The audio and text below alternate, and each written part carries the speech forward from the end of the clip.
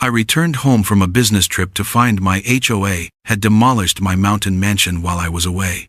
All for failing to pay HOA fines. But the thing is, I'm not even in their HOA. I pulled up to find nothing but smoldering rubble where my $3 million home once stood. They didn't just bulldoze a house. They destroyed the fireplace where I buried my late wife's ashes. The HOA president thought she was flexing her power on some random guy who ignored her fake notices. But what she didn't know was exactly who she had just declared war on. How far would you go to make them pay for destroying everything you hold dear? Let me know where you're watching from in the comments, because this story of justice is absolutely epic. The drive up the mountain was always the best part of coming home. After 2 weeks in Norway, dealing with ministers and trade agreements under a different name, all I wanted was the quiet of my own land. The air coming through the open window of my truck smelled like pine and cold rock. It was a crisp, clear Colorado morning in early October, the kind that makes you feel like you're the only person on earth. I passed my gate, a simple but solid steel barrier, and noted the green light on the solar-powered keypad was steady. Everything was in order. The long gravel driveway curved up through a stand of aspens, their leaves a brilliant, shimmering gold. I built this road myself, 12 years ago, making sure the grade was just right. I designed the drainage, calculated the load capacity, and graded it with a rented bobcat until it was perfect. Every inch of this land was familiar to me. I knew which trees the hawks preferred, and where the deer bedded down at night. It wasn't just property. It was my sanctuary, a place of peace I'd built with my wife Sarah before she passed. I rounded the final bend, the one where the trees always parted just so, revealing the house. I was already picturing it. The solid Douglas fir logs, the dark gray river stone chimney, the wide deck overlooking the valley. I could almost taste the coffee I was about to make. But there was nothing there. I stopped the truck, the engine idling in the unnerving silence. My brain couldn't process what my eyes were seeing. Where my home should have been, there was just a raw, brown scar on the landscape. A wasteland of splintered wood, shattered stone, and twisted metal, all pushed into messy piles. A curl of smoke drifted up from what was left of the main support beam. It wasn't gone. It was annihilated.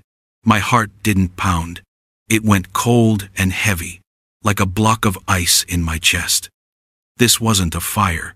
A fire leaves a skeleton, a blackened shell. This was a demolition, a deliberate, methodical razing. I put the truck in park and got out, my boots crunching on the gravel.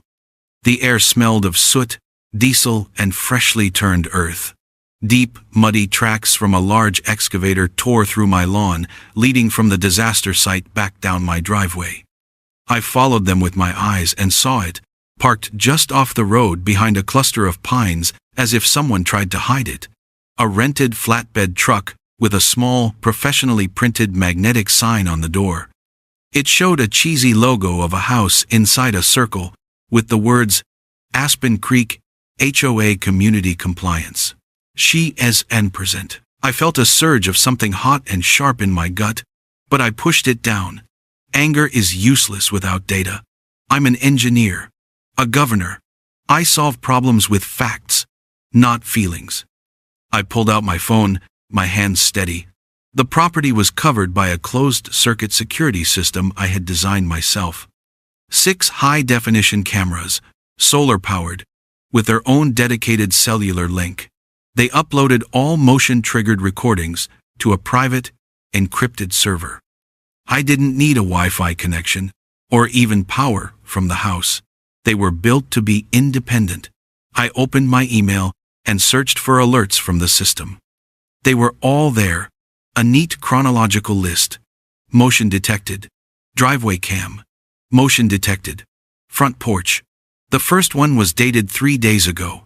I tapped on it. The email opened to show a video thumbnail. A white work truck, not the HOA one, was parked at my gate.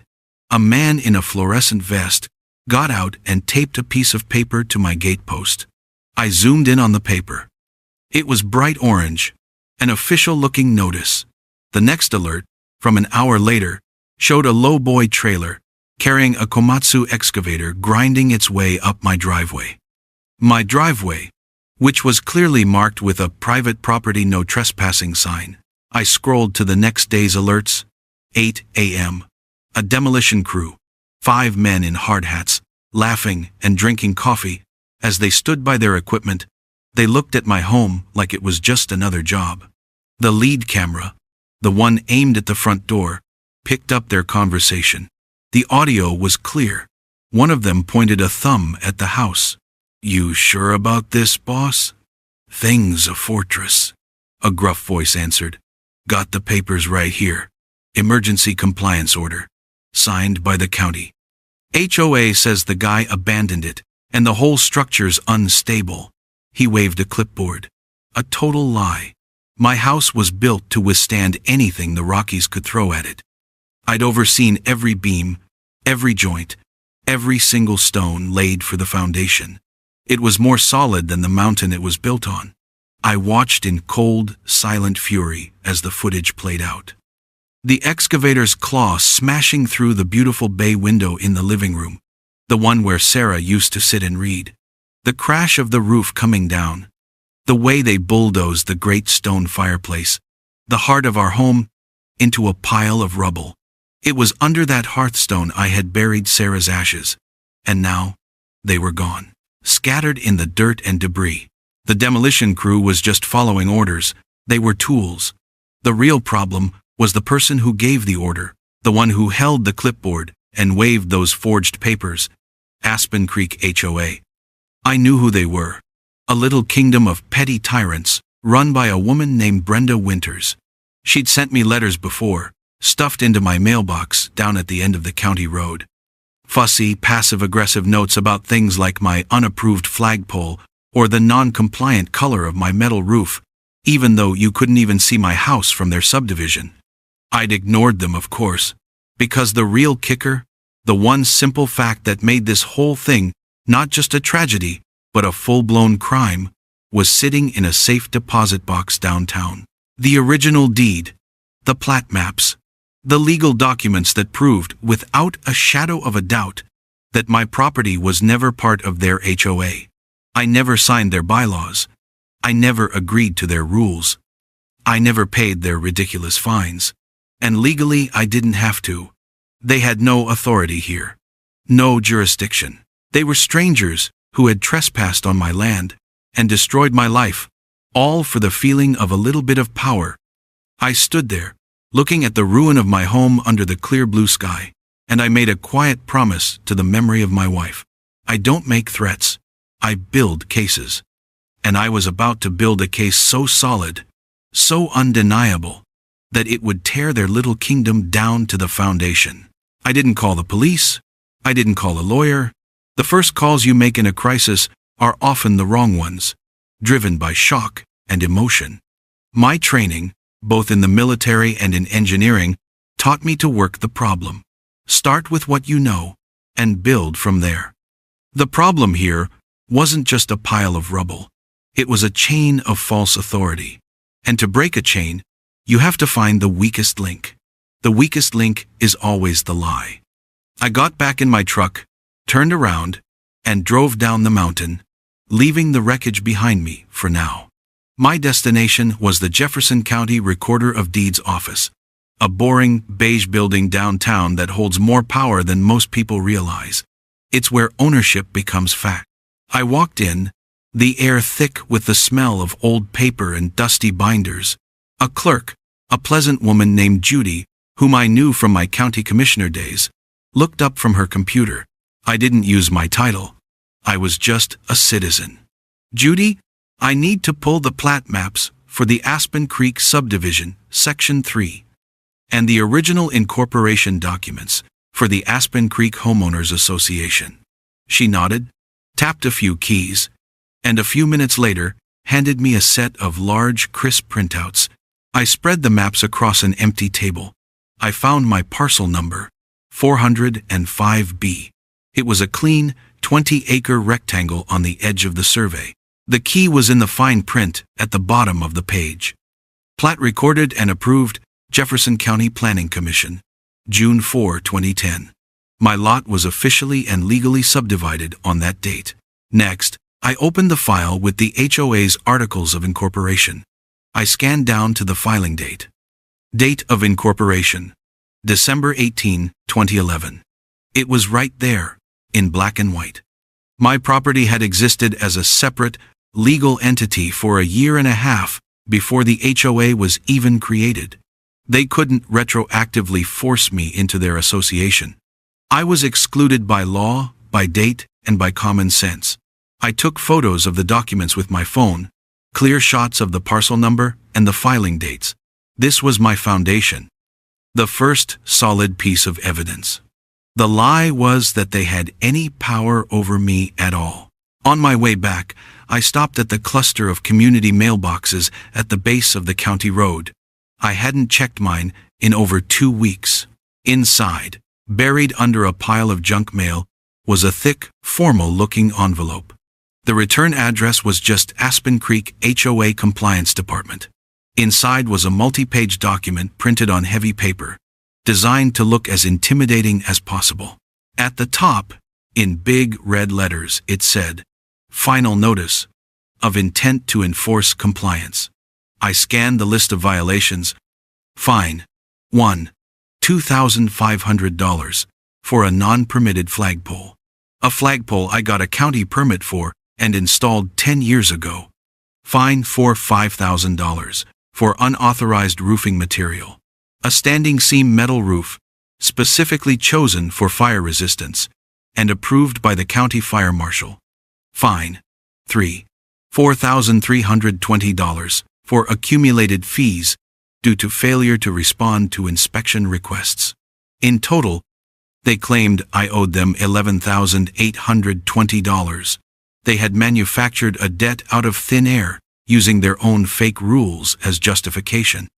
This notice was their paper shield, the document they would wave to pretend their actions were legal. They needed a reason, and they had built one on a foundation of lies.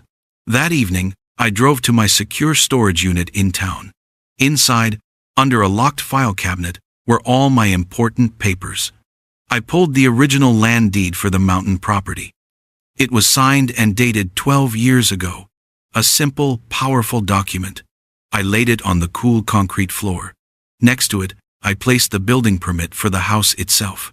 Then the electrical inspection certificates, the septic system approval, and finally, the 2 documents that directly refuted their fines: the stamped and sealed permit for the flagpole, and the fire marshal's final sign-off on the roofing materials. Each one was a receipt. Each one was a fact. Each one was a nail in the coffin I was building for Brenda Winters and her HOA. I could see exactly what she had done. Sometime after getting her little HOA off the ground, she must have seen my property sitting just outside her boundary.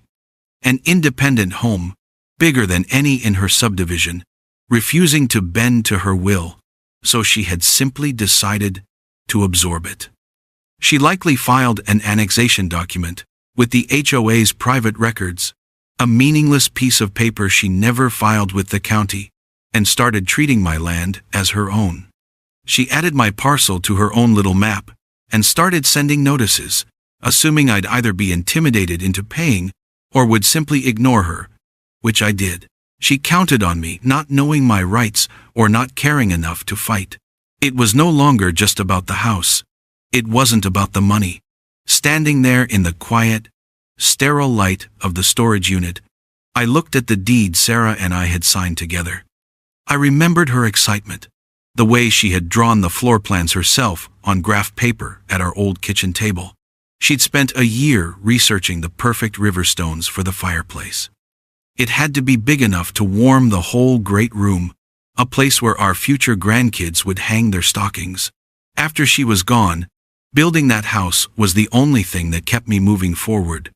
Fulfilling that dream was my final promise to her. And the fireplace, that was more than stone and mortar.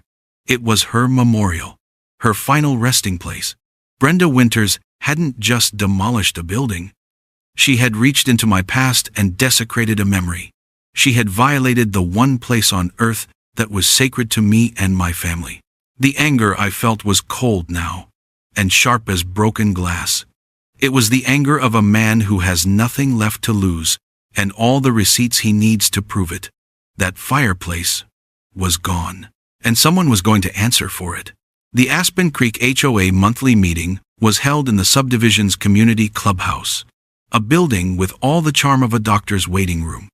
Flimsy folding chairs were arranged in neat rows facing a long table where the board sat. The air smelled of stale coffee and industrial-grade air freshener. It was a sterile environment for the exercise of petty power. I arrived 5 minutes early, wearing jeans, a flannel shirt, and a simple work jacket. I didn't want to be the governor.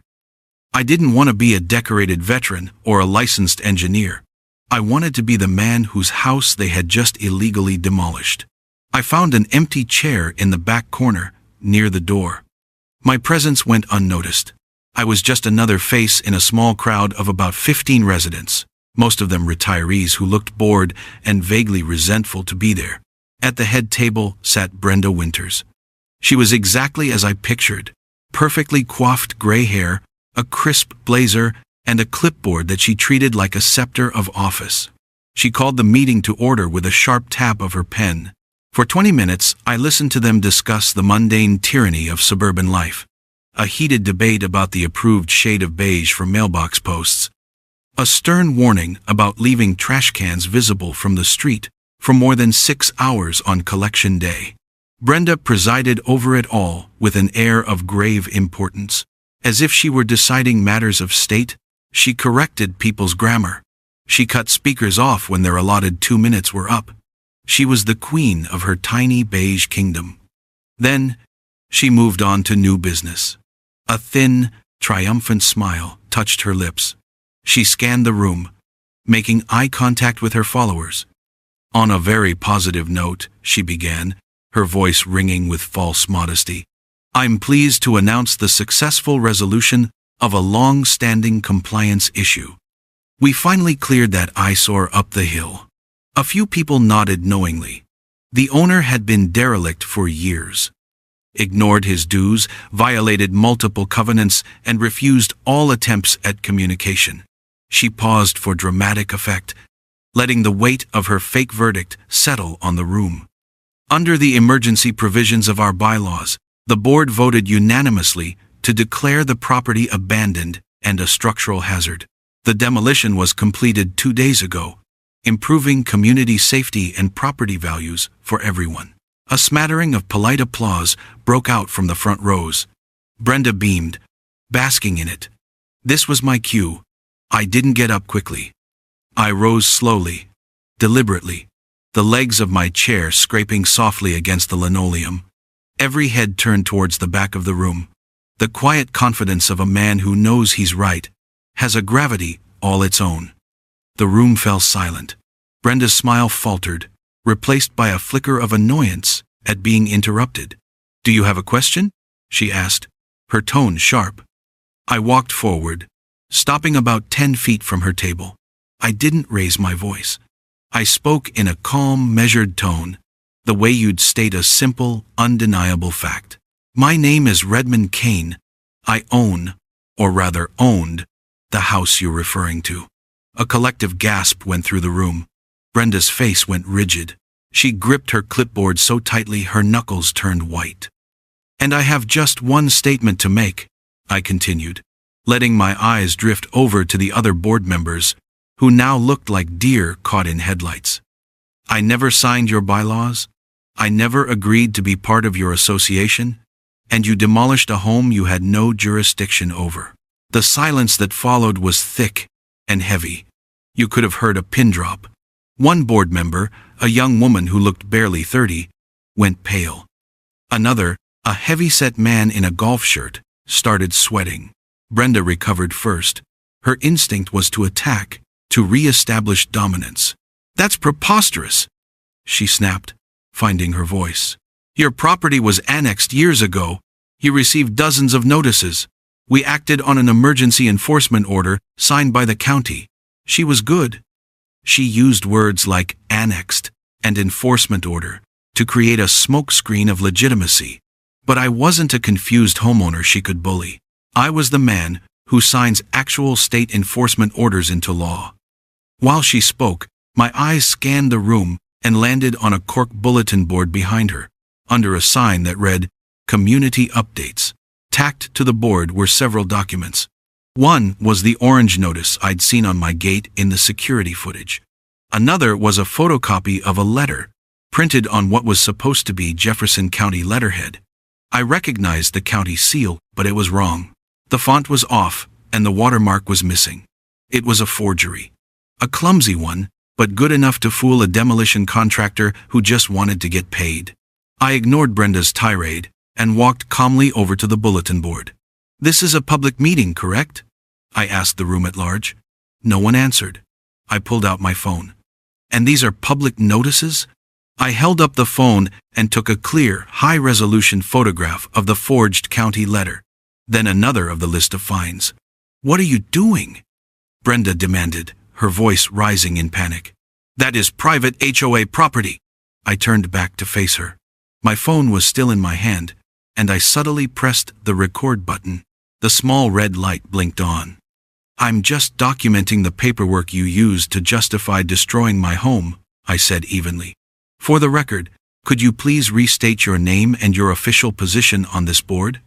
She stared at me, her mind racing, finally realizing she was no longer in control of the situation.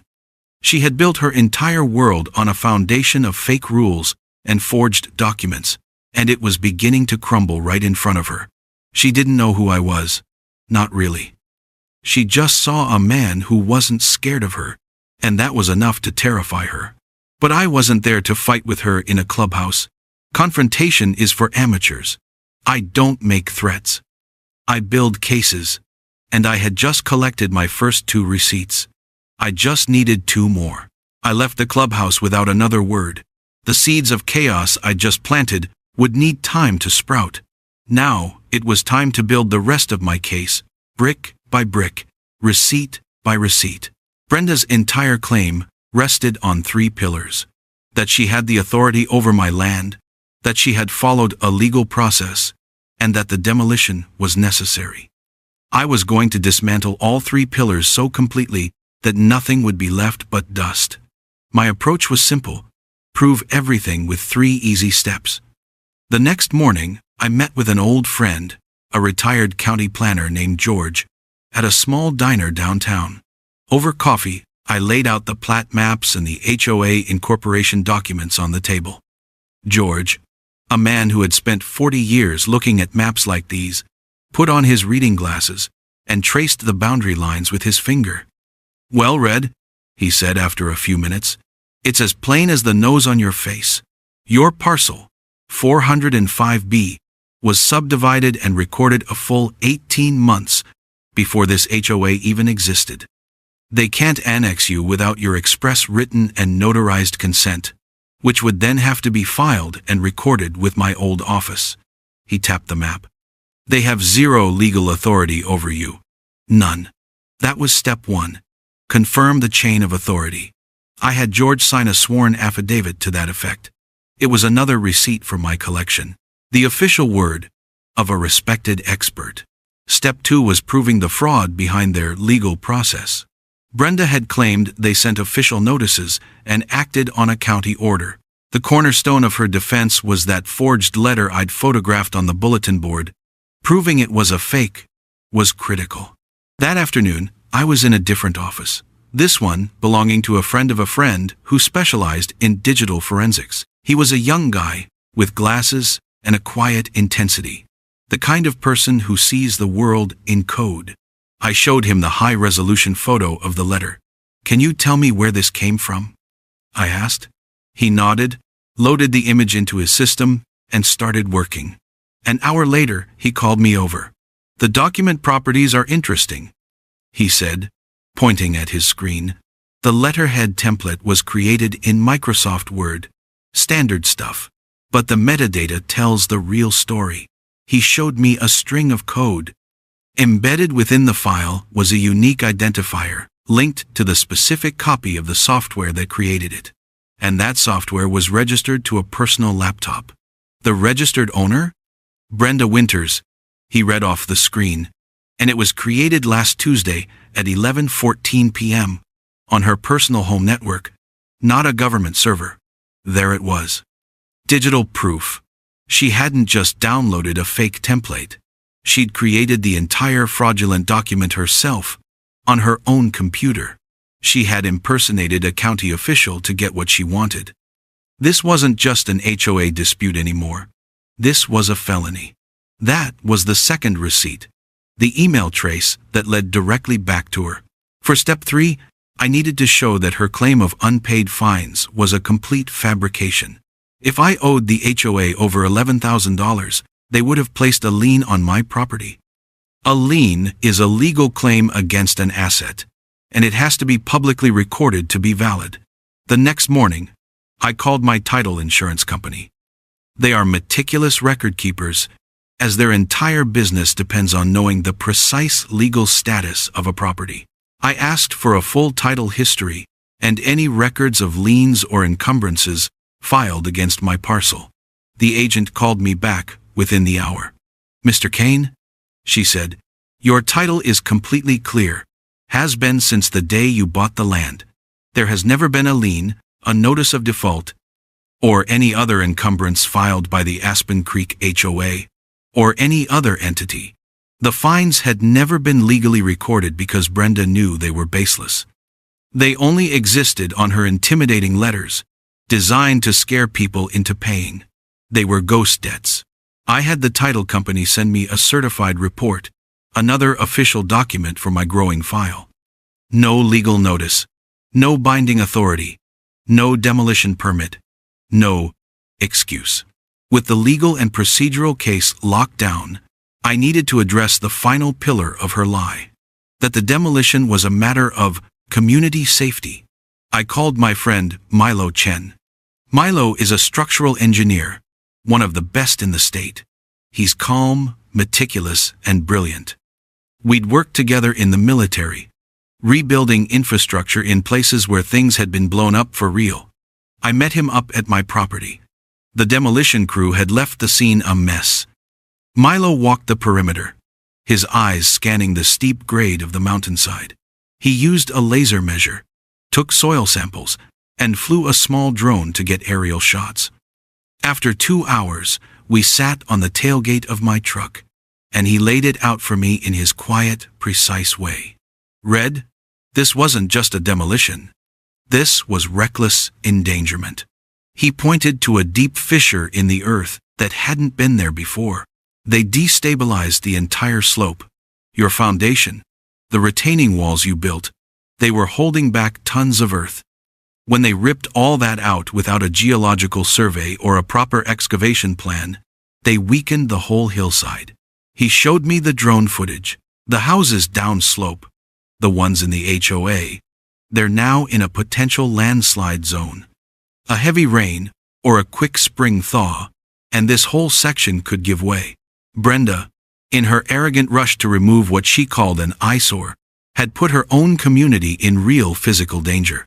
Milo agreed to write up a full engineering report, complete with geological data and risk assessments. His expert testimony would be the final crushing blow. Standing there, looking at the damage, a cold realization settled over me. Brenda had set a fire she couldn't control, and the mountain wasn't the only thing about to collapse. Word of my confrontation at the last meeting had spread through the subdivision like wildfire. Brenda, trying to control the narrative, called an emergency HOA meeting to address the baseless claims made by a disgruntled non-resident. She scheduled it for a Saturday morning, hoping a weekend crowd would bolster her support. It was a tactical error. She underestimated the power of a single, well-placed piece of information. The night before the meeting, I sent a single, anonymous email. The recipients were the top reporters at 3 local news stations and the editor of the Jefferson County newspaper. The subject line was simple: HOA illegally demolishes private residence, forges county documents. Attached was a link to a password-protected web page. On that page, I had uploaded one piece of evidence: the high-definition drone footage Milo had taken of the demolition site. It was edited cleanly, with no commentary. It just showed the raw, ugly truth of the destruction and, more importantly, the alarming land erosion and slope instability Milo had identified. The final shot was a slow zoom out, showing the damaged hillside looming directly above the neat little houses of the Aspen Creek subdivision. By morning, 2 local news vans were parked on the public road outside the clubhouse. Brenda's attempt to control the story had just blown up in her face. I walked into the meeting room a few minutes after it started. This time, the room was packed. The presence of news cameras outside had drawn a crowd. The atmosphere was tense, nervous. Brenda was at the podium, trying to regain control. She was in the middle of a speech about protecting community standards when I entered. She faltered for a second, then doubled down. As I was saying, we must stand firm against those who believe they are above the rules that the rest of us agree to live by. Her voice was strained. I didn't go to the back this time. I walked straight to the front of the room and stood beside the podium, holding a thin manila folder. The room fell into a dead, expectant silence. Brenda stared at me, her eyes wide with a mixture of fury and fear. "This is a private meeting," she hissed. "You have no right to be here." I turned to the residents.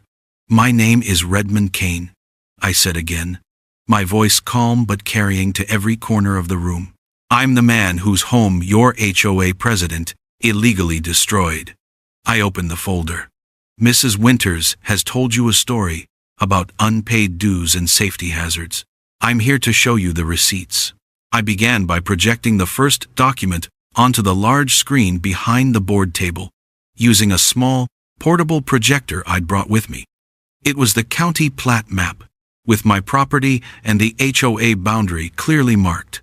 This is the official county map. As you can see, my land was never part of your HOA. Next, I showed them the certified title report. This is from my title company. It confirms no lien was ever placed on my property.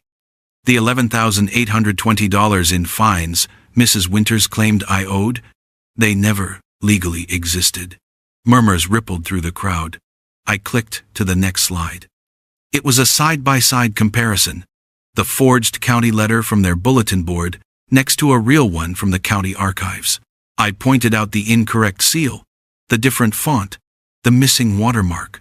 This document, which was used to authorize the demolition, is a forgery. The murmurs grew louder, more anxious. I then showed them the metadata trace, with Brenda's name clearly listed as the creator. Someone in the crowd gasped. The junior board member, Dana Morales, stared at the screen, her face ashen. She knew. She had suspected it all along, and now the proof was undeniable right in front of her. Then, I played the video from my security cameras. The residents of Aspen Creek watched in stunned silence as the demolition crew, hired in their name, laughed while they tore down my home. They saw the excavator claw rip through the roof, saw the walls crumble. They heard the contractor say on camera, "Brenda said she owned it." The room was frozen. I had them. The facts were clear, simple, and undeniable. Finally, I turned off the projector and looked directly at Brenda. She was pale, her composure completely gone. She looked trapped. "Mrs. Winters," I said, my voice dropping a little, "you have committed fraud. You have trespassed. You have destroyed private property." And in the process, I gestured towards the screen where Milo's drone footage had last played. "You have endangered every home at the bottom of that hill.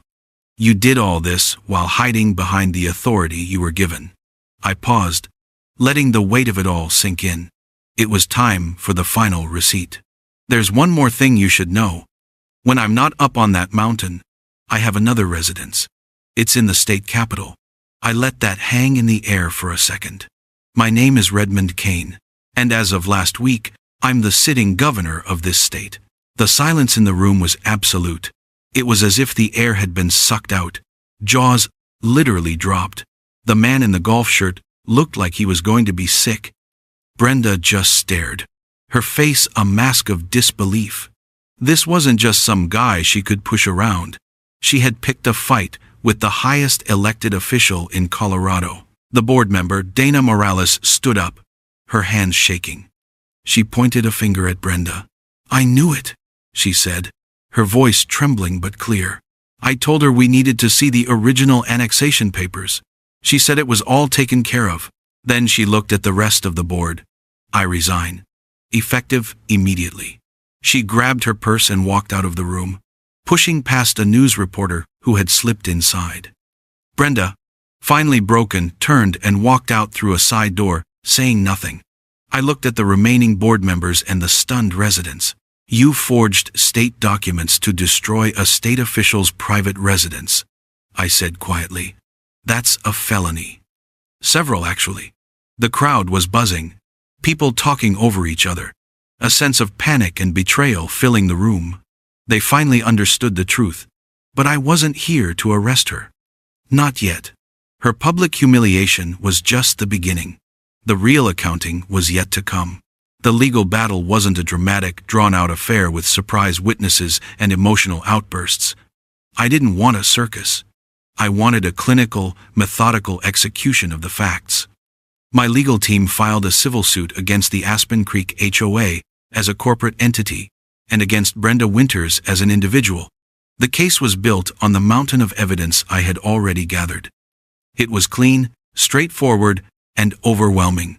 When we walked into the county courtroom for the preliminary hearing, we didn't carry flashy briefcases. We brought 6 identical 3-inch binders, neatly tabbed and indexed. We had a corresponding set of USB drives.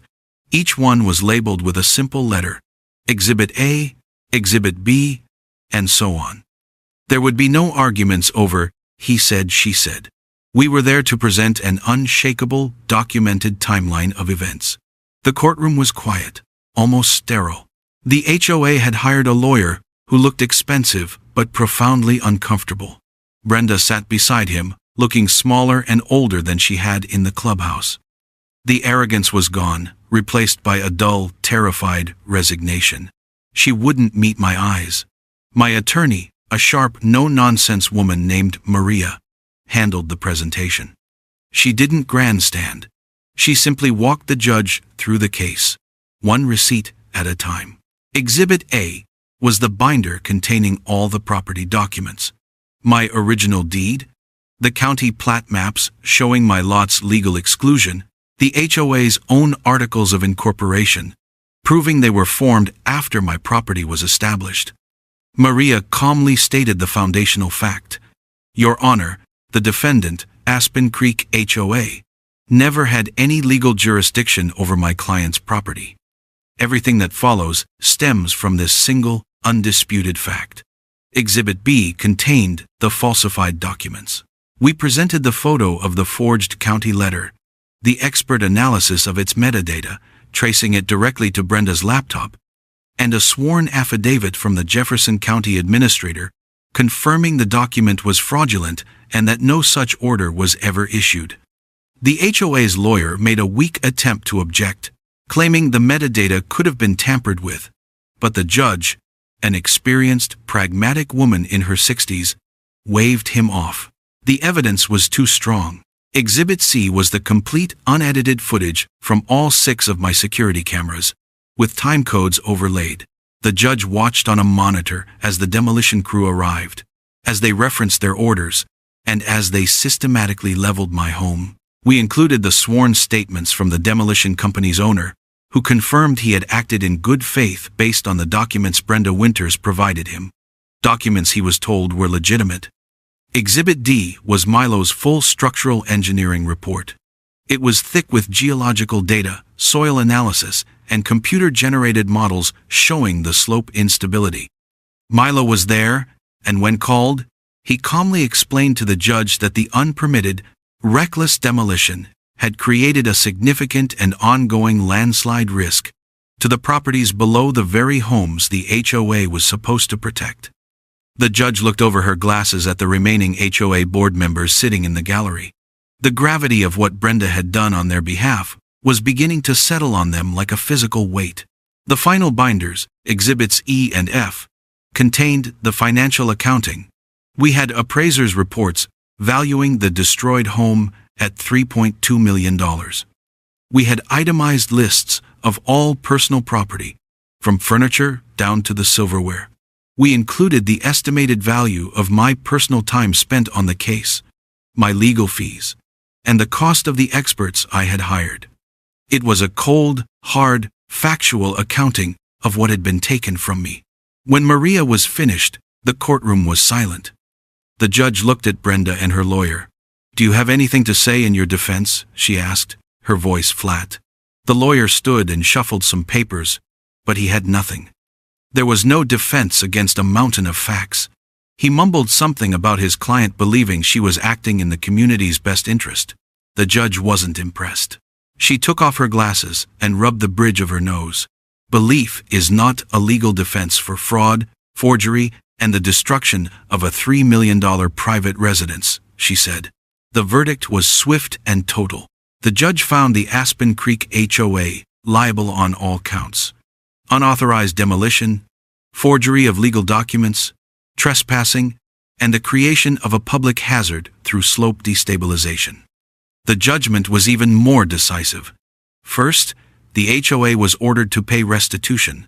The final number was $4.8 million. That covered the value of the home, the loss of all personal property, my legal fees, and punitive damages for their reckless and fraudulent conduct. Second, they were ordered to cover the full future cost of rebuilding the home, whatever it might be.